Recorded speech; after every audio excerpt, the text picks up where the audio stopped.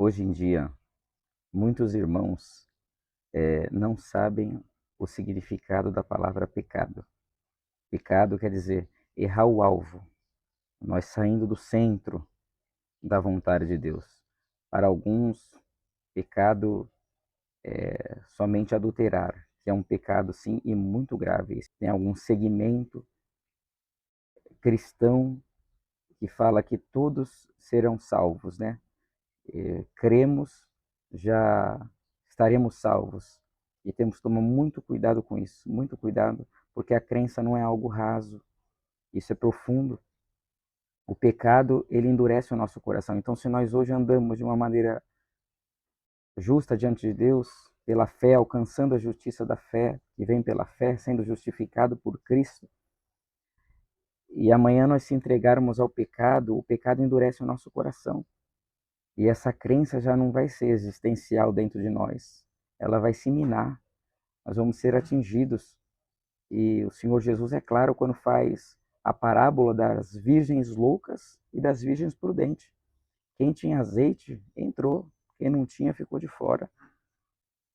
E nós não podemos confundir as coisas que são claras. Existem pecados hoje, Cristo sempre advertia, não só o pecado que se materializa, mas o pecado no interior. Ele falava que se nós cobiçar uma mulher no nosso coração, nós já estamos pecando. Se nós se irar contra o nosso irmão, nós já estamos pecando. Se nós falar mal do nosso irmão, nós já estamos pecando. Se nós julgar, nós já estamos pecando. E tem gente que não adultera, mas vive falando mal, criticando, meneando a cabeça, cirando, não perdoando. O pecado já está à porta. Pode ter certeza, se tu permanecer assim no céu, tu não entra. O inferno já é a tua morada na vida futura. Tenha certeza disso, não tenha dúvida disso. Isso é pecado. Isso é pecado gravíssimo diante de Deus. Principalmente aquele que não perdoa. Guarda a mágoa no nosso coração. Por isso que Cristo, na oração do Pai Nosso, ele nos ensina a orar: perdoai, Pai, as nossas dívidas, assim como nós perdoamos os nossos devedores. Se nós não perdoar, nós não somos perdoados. O pecado é retido em nós. E nós se encontramos numa condição dificílima diante de Deus. Então, irmãos, temos que buscar nesse tempo mais do que nunca compreensão, entendimento. Temos que examinar as Escrituras com cuidado, com cuidado. Hoje existe a teologia. Não sou contra a teologia, irmãos. Não sou contra. É bom, sim, estudar as Escrituras. Mas, no meu ver, eu não participo da teologia. No meu ver, a oração profunda, nós ficando ali 20 minutos, 40 minutos, uma hora de oração, uma hora e meia de oração, e nós pegar as escrituras e ler, aquilo abre a nossa mente que não tem teologia que vai nos dar esta condição. E nós vamos examinar as escrituras nesse momento profundamente, e o Espírito Santo vai nos guiar naquilo que muitas vezes não tem ensino que vai fazer nós compreender. Então, irmãos, temos que examinar, temos que orar, temos que mergulhar nas profundezas de Deus mais do que nunca. Temos que conhecer, sim, os dons, ter compreensão a respeito dos dons, a respeito das armaduras de Deus, a respeito da revelação. Hoje, muitos não crêem na revelação, às vezes pela falta da nossa busca e da nossa consagração. Cristo ensinava assim os discípulos. Quando se colocar diante dos reis, e ele queria também dizer diante dos povos, não se preocupeis com o que vão falar, porque o Espírito Santo vos ministrará. O Espírito Santo colocar as palavras na nossa boca. E isso hoje já praticamente se perde em muitos lugares, infelizmente. Alguns lugares ainda cultiva isso, mas são mal falados, mal interpretados, porque também não buscam conhecimento, examinar as escrituras devidamente como deveria examinar, irmãos. Nós temos que, é um tempo de nós crescer na graça, no conhecimento, sermos completos. Os dons de cura hoje, discernir a linguagem, o amor, a fé, a crença, o dom de evangelizar, Temos que mergulhar mais do que nunca. O mundo adentra em densas trevas.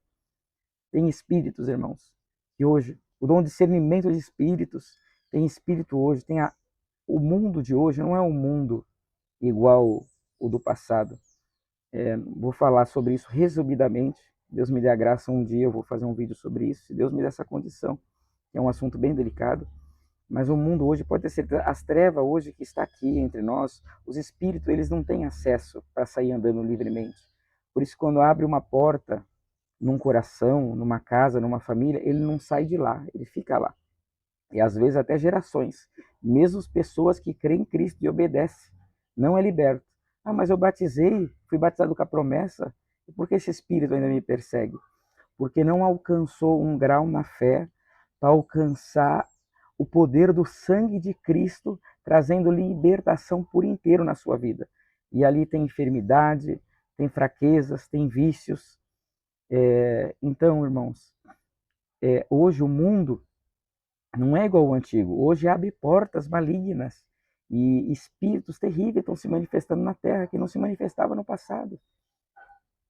E às vezes nós não temos nem compreensão a respeito disso. Não temos nem compreensão. Minha esposa teve uma revelação que até perto de casa aqui abria-se uma porta, abria-se como se fosse uma porta assim, e saía espíritos dali terríveis, terríveis. E só desses espíritos sair nessa porta, as pessoas que andavam na rua, sem eles fazer nada, elas se enlouqueciam. Elas se enlouqueciam só com a presença desses espíritos. Então nós vivemos num mundo de densas trevas, dias trabalhosos. Temos que se aplicar, temos que conversar, temos que falar do que é bom, se edificar. Temos que ter laços de amizade, convívio santos, puro. É tempo de nós se achegar a Deus, não ser quadrados, irmãos, não ser quadrados. Às vezes não podemos confundir a santidade, a nossa busca por Deus, em nós ser uma pessoa quadrada, a ponto de achar que uma criança não pode praticar um esporte, uma atividade física, não pode ter certos convívios sociais, ou nós também. Irmãos, é tempo de entendimento, é tempo de luz, é tempo de a nossa luz resplandecer diante dos homens e nós brilhar nesse mundo de trevas. Em tantas outras coisas não podemos ser ignorantes. Uma coisa não nos limita a outra. O pecado, muitas vezes, o maior pecado se manifesta no coração. Quantos hoje na internet, caindo em sites ilícitos, de prostituição, tantas coisas, malícias, enganos, e estão ali pecando, estão presos, porque não vive nenhuma vida espiritual, nenhuma vida material.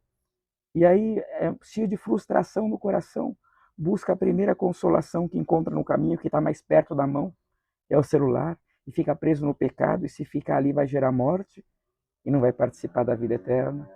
Mas que Cristo nos desperte, e aprenda, que possamos aprender com Ele a viver neste tempo, sendo luz para a glória de Deus, vivendo no amor, com humildade, perseverando pelo reino do céu. Deus abençoe todos grandissimamente, que Ele nos enriqueça da sua glória, das suas virtudes. Deus abençoe.